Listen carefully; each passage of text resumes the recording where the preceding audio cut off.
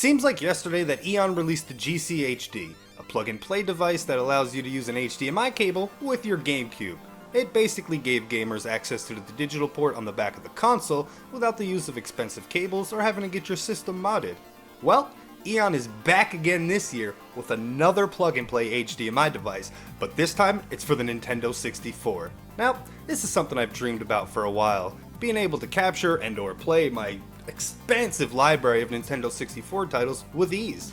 Now I know you say you could use emulation or something like that, but honestly, emulation, it's not 100% compatible with all the titles, and it's often fussy with a lot of the HUD elements and stuff like that, so it's not really a go-to for me when I want to play Nintendo 64 games. Now the best part of this device, unlike some of the clonesols that are coming out soon, this will support the full library, 100% compatibility. So, with that being said, how does this device work, and what's its price point? Well, let's jump right into this, and we'll talk about it.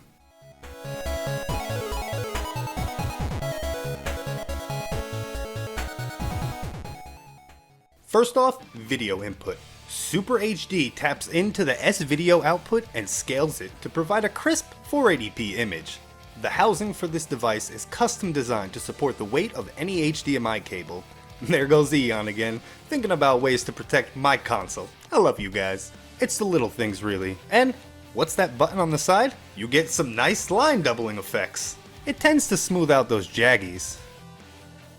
I imagine this slick mode will work best with 3D games and stuff like that. It probably won't look as great with 2D games or even 2D HUD elements probably. We'll have to see though. Now, as much as I love the Nintendo 64, it's got a ton of flaws, let's be real.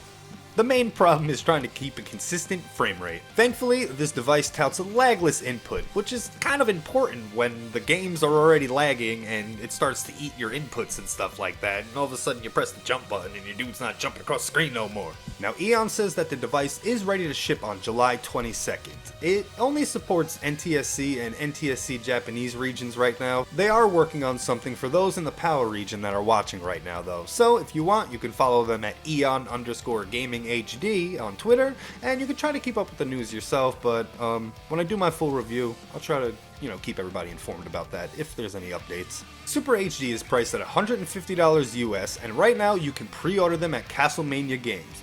Using code REWINDMIC at checkout will net you 10% off of any order. On this specific one, that's $15. It's pretty good savings for this. Now I know this price does seem like a lot, especially since there are a ton of other options out there for trying to get the best image out of your retro consoles. So I'm curious how this compares to the Retro Tink or the open source scan converter, things like the Ultra HDMI as well as the FrameMeister, which a lot of people love. And no, I'm not even going to touch emulation. That's not even fair. Of course the visuals are going to look 1,000 times better on emulation. But again, compatibility's not there. So, that's not really the point of this device. Not going to talk about it. So yeah, pretty much the embargo for this lifts on something like July 29th, and I'll be able to present a full detailed video to you guys to let you know everything about it and compare every way that I can with whatever other source images that I have to get from other people, because I don't own all of these upscalers. I don't own an Ultra HDMI or anything like that. Sue me. Until then, when the video does come out, what games would you guys like to see me cover?